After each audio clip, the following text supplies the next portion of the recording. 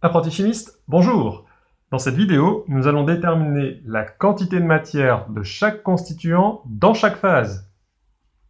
Alors, pour ça, la première étape, c'est de déterminer la fraction molaire dans chacune des phases et la quantité de matière de chaque phase.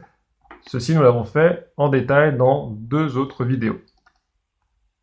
Alors, une fois qu'on a ces informations, on peut calculer une quantité de matière d'un constituant dans une phase. Par exemple, on va choisir ici N1 vapeur, la quantité de matière de constituant 1 dans la phase vapeur.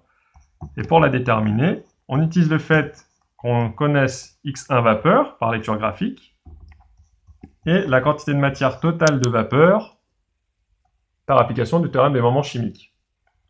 Donc ici, cela va nous conduire à faire 0,10 fois 3 mol, donc N1 vapeur est égal à 0,3 mol. On va même écrire 0,30.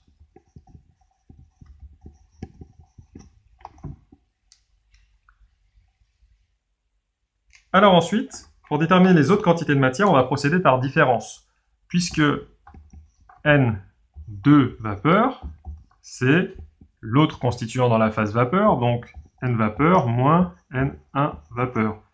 On vient de dire qu'il y avait 3 mols de vapeur globalement, que dans ces 3 mols, il y avait 0,30 mols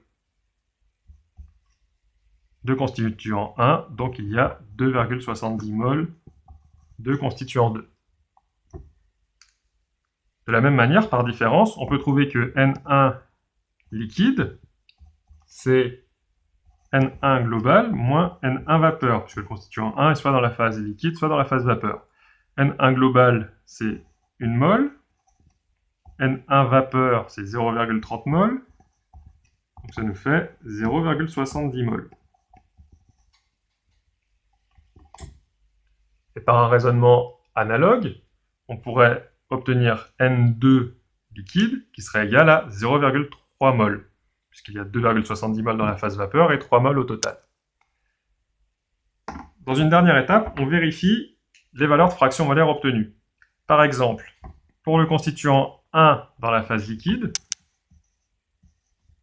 ça doit représenter la quantité de matière dans le liquide, 0,70, plus la quantité de matière totale dans la phase liquide, qui sera égale à 0,70 qu'on vient de déterminer, plus 0,30 par le raisonnement 3 moins 2,70. Et on retrouve bien 0,70, la valeur qui a été indiquée ici.